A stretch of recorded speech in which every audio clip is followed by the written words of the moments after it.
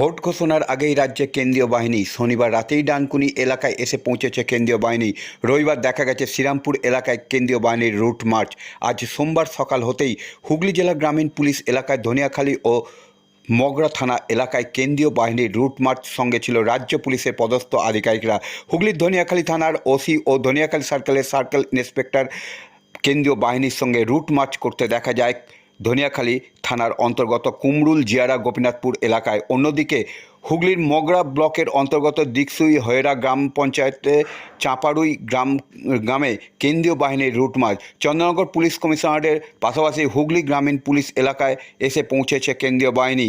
গতকাল শ্রীরামপুরে টহলের পর আজ হুগলির ধনিয়াখালী ও মগরায় কেন্দ্রীয় বাহিনীর রুট মার্চ।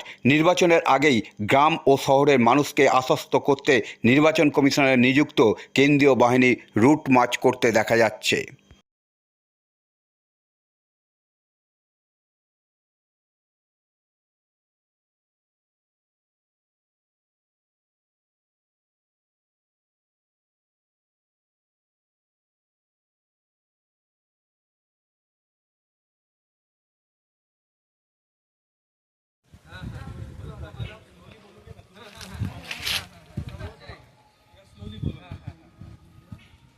आपकी स्पीड में कोई सौरभ मेन लैंग्वेज सौरभ वही से लगभग सब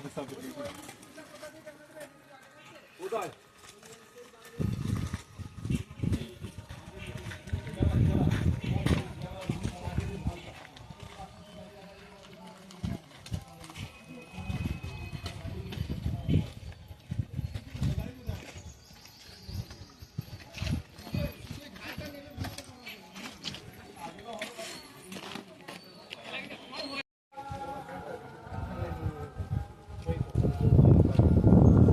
कैसे रहता है कि हर साल हो जाए जो गवर्नमेंट एग्जाम की तैयारी कर रही है।